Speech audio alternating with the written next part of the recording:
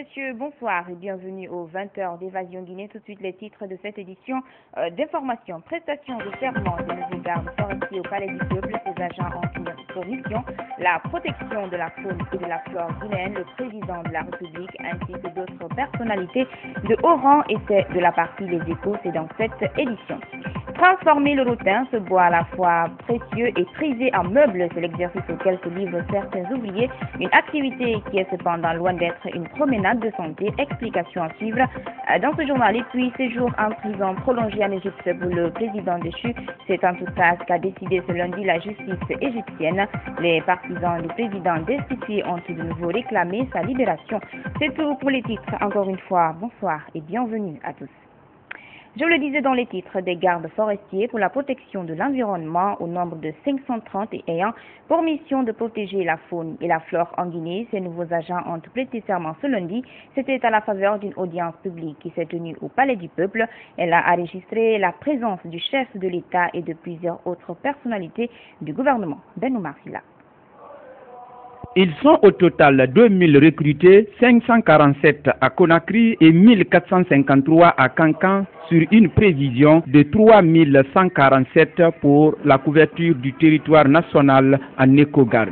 Ces paramilitaires qui désormais sont chargés de protéger l'environnement ont prêté serment devant le tribunal de première instance de Mafanko. Cette audience solennelle publique a été une occasion pour le formateur principal de revenir sur les missions assignées à ces gardes forestiers. La mission de ce corps des conservateurs de la nature est désormais d'assurer davantage le rôle régalien de l'État dans le vaste chantier de préservation de l'environnement et de ses ressources et d'apporter l'appui conseil aux communautés locales dans la gestion concertée de leurs ressources naturelles.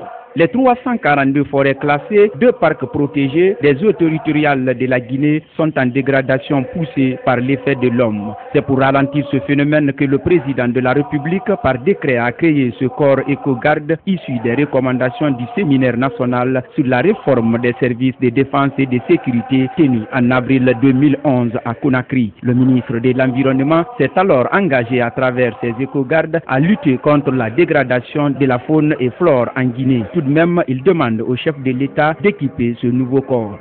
Excellent Monsieur le Président, il va sans dire que l'accomplissement escase de la mission du corps nécessite la dotation en uniforme, équipement de travail ainsi que la réalisation d'infrastructures telles que prévues dans le statut particulier paramilitaire du corps et dans le plan d'action prioritaire. Au plan du commandement, il faut noter que la nécessité de nommer très prochainement le personnel du corps aux différents grades sur la base du palier d'équivalence entre les grades civils et les grades paramilitaires. Le président Alpha Condé a invité les nouvelles recrues à ne pas céder à la corruption et à faire renaître la forêt guinéenne. Bien qu'il y ait une région forestière, la Guinée n'est pas un pays forestier. Mais Dieu a doté la Guinée d'immenses richesses qui peuvent nous permettre de nous développer et de satisfaire tous les besoins des Guinéens. C'est pourquoi, dès mon arrivée, j'ai interdit l'exportation du bois. Nous devons utiliser nos bois au profit de nos artisans locaux. Vous avez prêté serment. Ça veut dire que vous vous engagez à défendre l'environnement, que vous vous engagez à combattre toute forme de corruption qui gangrène ce secteur, et que vous allez faire en sorte que la forêt guinéenne renaisse. La forêt des diamants est très célèbre. Faisons en sorte qu'elle redevienne comme avant. C'est la même chose au Mont-Nemba, la même chose à Koundara, au Niger, etc. Vous êtes la première promotion. Vous devez donner l'exemple afin d'encourager le gouvernement à former d'autres promotions après vous. Les 1453 autres gardes forestiers basés au camp Sungata Keita de Cancan prêteront serment également à la fin de ce mois d'août. Et puis la présidente de cette audience a décliné les missions dévolues à ces gardes forestiers. Elle a aussi rappelé les principes que les nouvelles recrues doivent appliquer dans l'exercice de leurs fonctions. On l'écoute au micro de Ben Oumar Silla. Faire respecter la réglementation en vigueur quant à la protection du domaine forestier ainsi que celui de la faune, à savoir les parcs forestiers et les réserves naturelles intégrales. rechercher et constater les infractions en la matière et en dresser procès-verbaux valant jusqu'à inscription de faux. Faire respecter strictement la politique nationale de protection des milieux et des habitats indispensables au maintien de la vie sauvage et à la préservation de la diversité biologique. Faire respecter l'interdiction de rechercher, de poursuivre, d'abattre ou de piéger les animaux sauvages ou de détruire leurs gîtes ou nids, ainsi que l'interdiction du port illégal de toute arme de chasse, le survol d'aéronefs au-dessus des forêts à une altitude de moins de 3000 mètres de hauteur. Protéger enfin les réserves naturelles intégrales ou spéciales et les zones d'intérêt synergétique. Chers récipiendaires, sur le plan disciplinaire, vous êtes astreints à respecter les règles d'éthique et de déontologie liées à votre profession, à savoir ne pas appartenir à une association sans l'autorisation de l'autorité compétente, ne pas exercer des activités politiques et ne pas être éligible, ne jamais violer votre obligation de réserve ni le secret professionnel pour quelque raison que ce soit, ne jamais exercer des activités lucratives de nature à compromettre votre indépendance. En somme, vous êtes tenu d'adopter un comportement responsable et avez l'obligation de faire respecter les lois et règlements en vigueur. Ayez à l'esprit que le coût de la protection de l'environnement est beaucoup plus faible que le coût de sa reconstitution et que la défense de la nature est toujours rentable pour notre nation. Comme le disait l'autre, il n'est pas important de savoir le nombre des arbres pour les protéger, il suffit de les aimer. Chers récipiendaires, après ce bref survol des devoirs liés à l'exercice de votre profession, il revient au tribunal de vous donner lecture de la formule du serment que vous allez prêter dans quelques instants. Chacun de vous va donc jurer en ces termes. Je jure d'exercer loyalement et en toute indépendance mes attributions de conservateur de la nature, de respecter et de faire respecter la législation et la réglementation dans les domaines forestiers, côtiers et maritimes, de garder le secret de mes enquêtes et d'observer en tout la réserve, l'honneur et la dignité que mes fonctions m'imposent. Si vous êtes d'accord d'accomplir votre mission dans ces conditions, vous allez tous, en même temps, lever chacun la main droite pour dire « Je le jure ». La Guinée se dote d'une nouvelle loi bancaire. Elle doit remplacer celle de 2005 qui présentait quelques insuffisances. Cette loi bancaire a été adoptée ce lundi par le CNT. C'était à l'occasion d'une session plénière de l'institution. Elle est un instrument de supervision bancaire et offre des garanties aux clients de banque. Elhaj Oumar Barry pour plus de précision. Présidée par le deuxième vice-président, la présente séance plénière est axée sur la validation du projet de loi portant sur la réglementation bancaire en République de Guinée. C'est une loi de 36 pages avec 103 articles qui offrent un cadre législatif efficace, incitatif et conforme aux normes financières internationales. Elle tient aussi compte des spécificités nationales. Pour prendre en compte l'évolution macroéconomique, le climat des affaires et surtout compléter l'arsenal juridique relatif aux instruments et mécanismes nécessaires au développement de l'économie nationale. L'autorisation d'installation de bureaux de représentation des banques étrangères. La soumission à la loi et à la réglementation bancaire des sociétés holding appelées compagnies financières contrôlant au moins une banque ou un établissement financier. Du comité des agréments. Un droit de regard sur la composition des conseils d'administration fixé sans agrément préalable à 6 membres pour les banques, mais le comité des agréments pourrait s'opposer à une nomination pour des raisons motivées telles que l'honorabilité et la compétence. Ce projet de loi qui a fait objet de la validation est la forme améliorée de la loi bancaire du 4 juillet 2005. Un travail apprécié à sa juste valeur par le gouverneur de la Banque centrale de la République de Guinée qui a souligné des insuffisances avec l'ancienne loi. Je note avec intérêt les pertinentes recommandations que vous avez faites, lesquelles contribueront à coup sûr à moderniser notre système bancaire, à assurer la stabilité du système financier, ainsi qu'à protéger davantage les déposants. La loi bancaire actuellement en vigueur, qui date du 4 juillet 2005, connaît quelques insuffisances en rapport à la fois avec les meilleures pratiques et standards internationaux du comité de Bâle, l'évolution du système bancaire guinéen et la récente crise financière internationale. Le projet de loi portant sur la réglementation bancaire en Guinée a été adopté à l'unanimité par les 84 conseillers nationaux présents à la plénière du CNT. L'intercommission du CNT et la BCRG se disent convaincus que cette nouvelle loi va accélérer l'implantation des banques de développement en Guinée. Nous sommes le lundi 12 août, journée internationale de la jeunesse, une journée placée sous le thème migration des jeunes, faire avancer le développement. Voilà qui nous amène à faire un coup de projecteur sur les jeunes qui ont été par le passé, pour une raison ou pour une autre, tentés par le mirage de l'Occident, confrontés aux difficultés d'ordre conjoncturel. Ces jeunes rêvent d'un lendemain meilleur. Ils en appellent aux décideurs politiques, les jeunes échaudés par l'immigration illégale, en quête d'un avenir rayonnant. C'est le grand format de cette édition. Il est signé Azira Touba. Quand on est rentré à Tripoli, le taximan qu'on a pris de nous envoyer à l'ambassade de la Guinée, lui nous a dirigé directement au commissariat.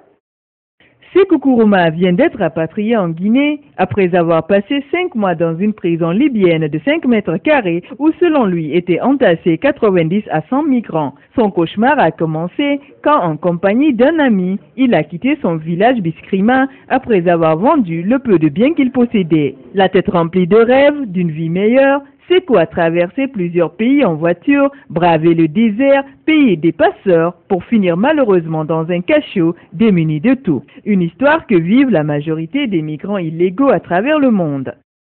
Et puis je t'ai quitté le pays, ça fait 6 à 7 mois comme ça. J'étais emprisonné en Tripoli, Libye. J'ai fait 5 mois en prison.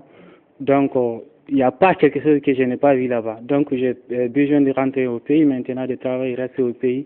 C'est mieux d'être mourir à l'aventure, quoi. J'ai choisi de rentrer au pays. Je partais avec un rêve pour aider la famille et puis fatiguer la famille. Vraiment, ça ne va pas. Je suis rentré maintenant chez moi, ça fait quelque chose de 3 ans et demi. J'étais aux États-Unis d'Amérique. J'ai séjourné là-bas pendant 11 ans. Ça a été une expérience pour moi. Au cours de cette demande que j'ai fait auprès de l'immigration américaine pour avoir le papier, et cela a été transformé en autre chose, parce qu'ils n'ont pas accepté de me donner le papier. Avec ma grande surprise, ils ont venu me prendre dans mon lieu de travail et de me mettre dans une détention pendant 12 mois, 2 mois. Âgés de 15 à 24 ans, les jeunes constituent, selon l'Organisation internationale pour les immigrés, les 1/7 des millions de migrants internationaux. Des jeunes que l'OIM exhorte de nos jours à opter pour la migration légale qui les mettrait à l'abri de certains dangers. L'OIM travaille aussi avec les gouvernants pour trouver des stratégies permettant aux jeunes de s'épanouir, car la migration légale permet aussi de réduire la pauvreté. Donc ce que nous faisons, c'est que d'un côté, nous amenons les migrants eux-mêmes à comprendre, les jeunes notamment, à comprendre les dangers qu'ils courent. Le mouvement est libre en fait, mais ce qui est dangereux, c'est que ça se fasse en violation des règles, des procédures établies par les États en matière de gestion des migrations. Mais aussi, nous conseillons les États à développer une approche donc de partenariat. Par exemple, nous avons conseillé des États à signer donc des accords bilatéraux avec la Guinée pour créer un cadre harmonisé, ordonné de gestion de ces flux. Toutefois, d'un autre côté, lorsqu'elle est organisée, cette migration profite. Nous avons vu des exemples de réussite de Guinéens qui sont établis en Europe, aux États-Unis, qui sont des modèles. Depuis 2005, l'OIM a participé au retour volontaire et à la réintégration d'environ 1 millier de migrants guinéens illégaux victimes de la guerre dans les pays d'accueil. L'OIM n'intervient pas quand c'est des retours forcés. Mais quand c'est des retours volontaires, les jeunes s'inscrivent sur des programmes. Donc, ils sont préparés là-bas depuis le pays de résidence. Donc, ils sont assistés jusqu'à l'aéroport d'embarquement. Et l'OIM du pays hôte aussi vient les accueillir à l'aéroport et puis les accompagner jusque dans leur famille. Et puis leur donner un programme de rencontre pour définir avec eux l'idée de projet qu'ils veulent développer une fois retournés dans le pays. De nos jours, on constate une féminisation de la migration. Après leurs tumultueuses péripéties, les jeunes rapatriés volontaires ou involontaires exhortent leurs camarades à rester au bercail et demandent au gouvernement d'aider les jeunes à pouvoir exploiter leur potentiel. C'était un grand format signé Adira Touba. C'est un bois très prisé mais relativement peu connu du grand public. Le rotin nécessite pour sa transformation en meuble de la créativité et de l'ingéniosité. Les ouvriers qui travaillent ce bois assez particulier rencontrent énormément de difficultés. Des difficultés liées notamment à la commercialisation du rotin transformé. Yao Bachir a pu rencontrer pour nous certains ouvriers. Voici son reportage. Appelé arbre béni à cause de sa proximité avec l'eau, le rotin se trouve un peu partout dans les milieux forestiers souvent humides. On le retrouve également dans une partie de la Basse-Guinée, notamment Télémélé, Koya et Fourikaria. Peu connu il y a quelques années, le rotin de nos jours fait l'objet d'une convoitise à cause de la beauté des objets à meubles qu'on obtient à partir de sa transformation. Des fauteuils, des salons, des bibliothèques, des tables, même des lits sont fabriqués à base du rotin. Un travail qui nécessite assez d'intelligence et de créativité surtout. Cependant, le rotin subit assez d'étapes dans la transformation avant son utilisation. Ça a commencé à partir de la forêt. C'est où on coupe. À la forêt, on trouve, c'est pas par l'étape, ça est comme ça est en couleur bête, avec les épines quoi. À partir de la deuxième couleur maintenant, ça vient de nous. On utilise le couteau pour gratter et gagner la forme qui est ici là. À partir de là-bas, on forme ça maintenant, on redresse, puisque ça est tout droit avant de former un salon, étagère, table, tout ce qu'il faut dans le rotin. Avant, les Guinéens ne comprennent pas le rotin.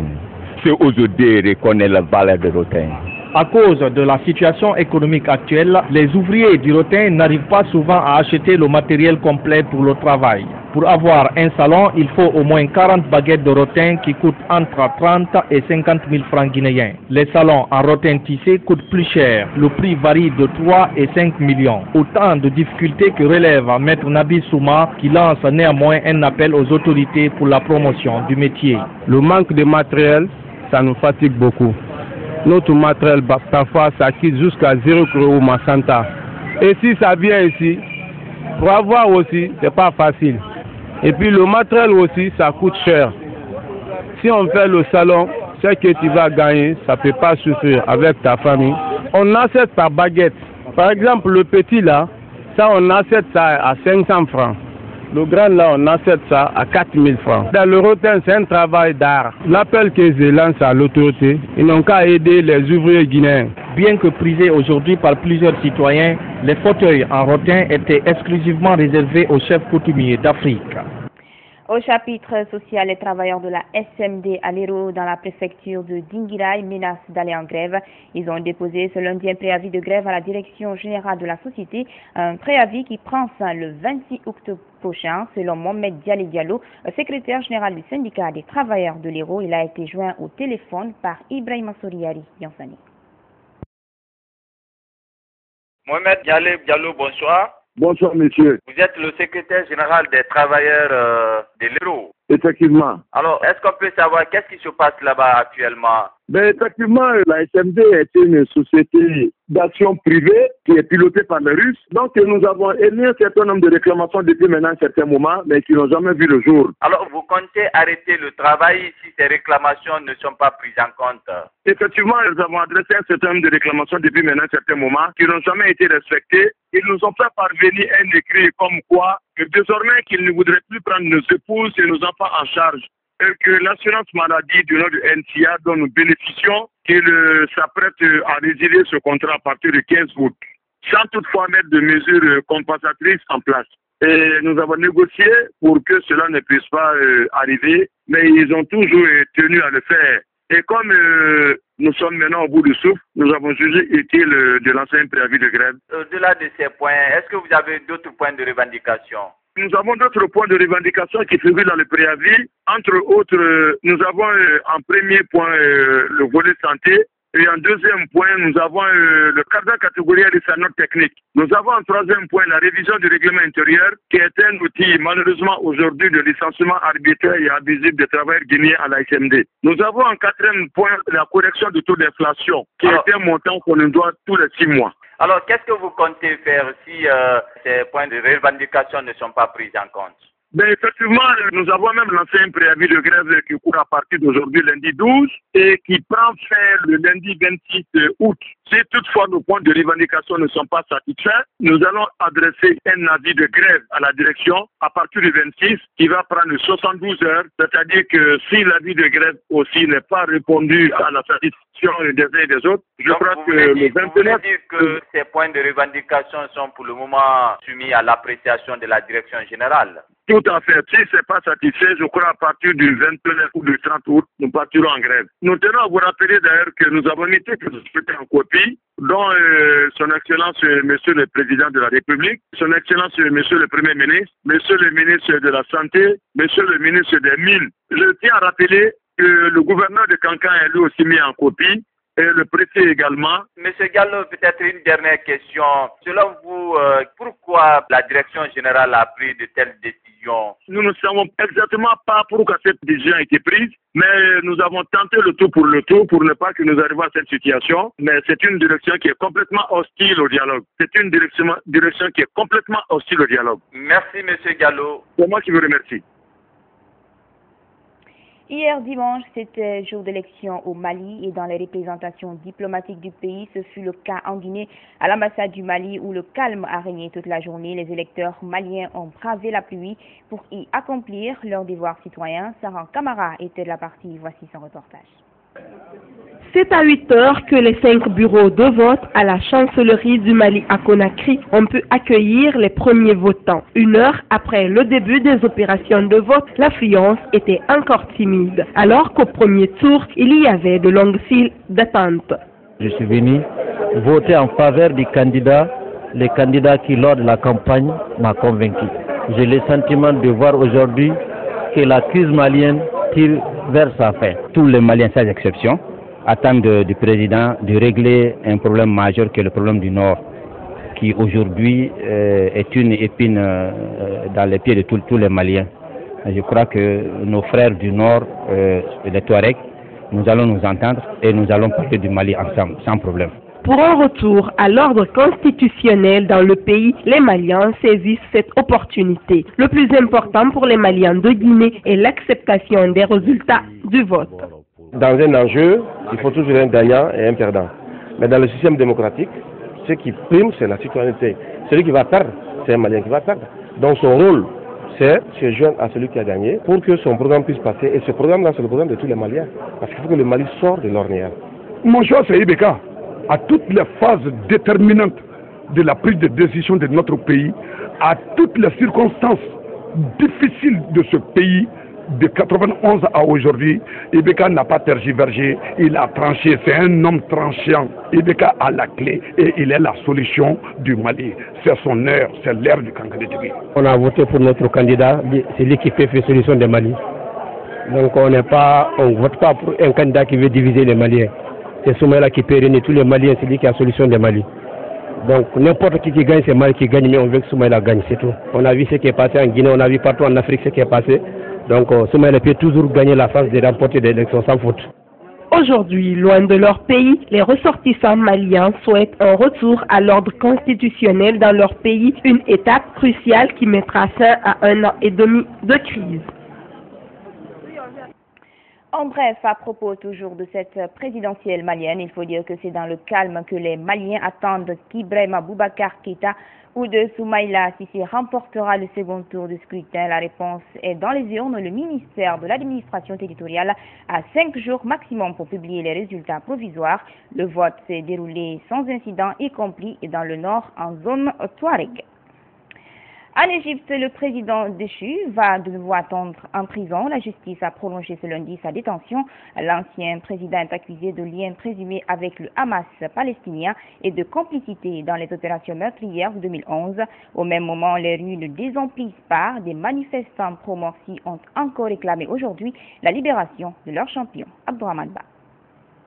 Les partisans du président déchu Mohamed Morsi manifestaient ce lundi en Égypte. Une nouvelle démonstration de force après l'expiration de l'ultimatum de la police qui avait menacé de disperser les islamistes barricadés depuis plus d'un mois sur les deux places du Caire. Une mobilisation de masse qui intervient après la prolongation de la justice égyptienne de la période de détention de l'ancien président. Mohamed Morsi, accusé de lien avec le Hamas palestinien, va devoir rester en prison pendant 15 jours. Détenu par l'armée dans un lieu tenu secret, il a été formellement inculpé le 26 juillet dernier. Récemment, la communauté internationale a tenté de multiples médiations pour calmer les ardeurs, sans succès. Une nouvelle effusion de sang est donc à craindre dans le pays, où des heures entre pro et anti-Morsi, ainsi qu'avec les forces de l'ordre, ont déjà enregistré 250 morts depuis juin dernier. Faisant fi des menaces du pouvoir installé par l'armée, des centaines de manifestants ont défilé dans le centre de la capitale avec des drapeaux égyptiens et des portraits du président élu démocratiquement du pays qu'il exige le retour.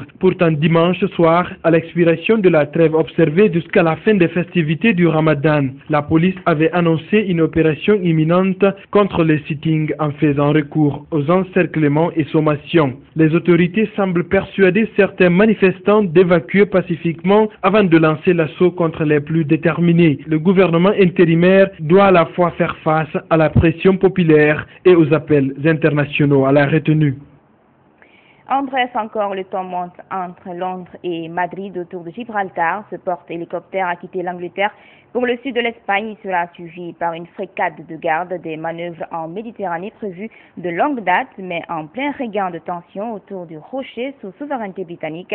Le Royaume-Uni étudie la possibilité de poursuivre l'Espagne à propos de ce contrôle jugé disproportionné à la frontière.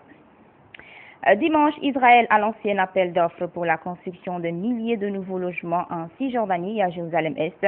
Une deuxième annonce dans la foulée, 26 prisonniers palestiniens seront relâchés avant la reprise des négociations de paix mercredi, une faveur qui suscite le mécontentement d'une partie de l'opinion publique. Suivez. Cette famille de Gaza se prépare déjà à l'heureuse libération. Sur cette affiche, aux côtés de Yasser Arafat, le portrait du fils, Fayez Al-Ror, emprisonné pour meurtre en Israël depuis 1985. Mais 18 années de séparation incitent à la prudence. Je n'y crois pas tant que je ne tiens pas la main de mon fils. Et peu importe ce qu'on me dit. Quand je le toucherai, alors je pourrai dire que mon fils est rentré à la maison. Tant que ce n'est pas le cas, je ne m'autorise même pas à espérer sa libération. Elle est pourtant bien prévue d'ici mercredi matin, comme celle de 25 autres prisonniers inscrits sur cette liste du ministère de la Justice israélien, parue ce lundi. À l'exception d'un détenu, tous ont été arrêtés avant 1994 pour meurtre d'Israéliens ou de Palestiniens soupçonnés de collaboration. Et ils seront 104 en tout à être libérés, selon un accord préalable à la relance des négociations de paix entre Israël et Palestine.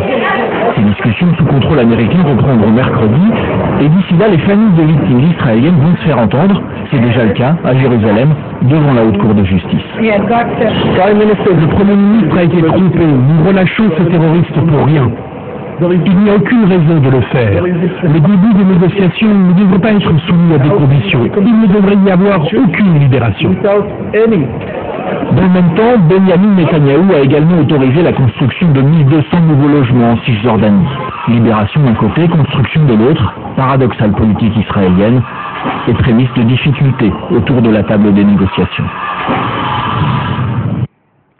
Elle s'appelait Henrietta Lacks. Elle est décédée dans les années 50 d'un cancer. Après sa mort, elle a sauvé un nombre de vies incalculable. Les chercheurs ont utilisé ces cellules, les premières à avoir pu être cultivées in vitro. Problème, elle n'a jamais donné son consentement, un problème d'éthique médicale auquel ses descendants se sont attaqués. Explication. Elle s'appelait Henrietta Lacks, un nom et un visage qui ne vous disent rien. Et pourtant, elle a bouleversé le cours de la médecine. En 1951, cette femme noire et pauvre de 31 ans est hospitalisée pour un cancer de l'utérus dans cet hôpital de Baltimore. Sans son consentement, les médecins prélèvent des cellules cancéreuses pour les étudier. À l'époque, la culture de cellules en laboratoire n'en est qu'à ses balbutiements. La recherche sur le cancer aussi. Surprise, les médecins découvrent que les cellules d'Henrietta sont porteuses d'enzymes uniques et qu'elles peuvent se cultiver à l'infini, hors du corps humain, ce qui n'avait jamais été possible auparavant. Pour la science, c'est une opportunité extraordinaire. Ces lignées cellulaires pouvaient se reproduire de façon illimitée. Et immédiatement, elles ont été distribuées aux scientifiques du monde entier. Les cellules, dites ELA pour Henrietta Lacks, sont étudiées dans le monde entier.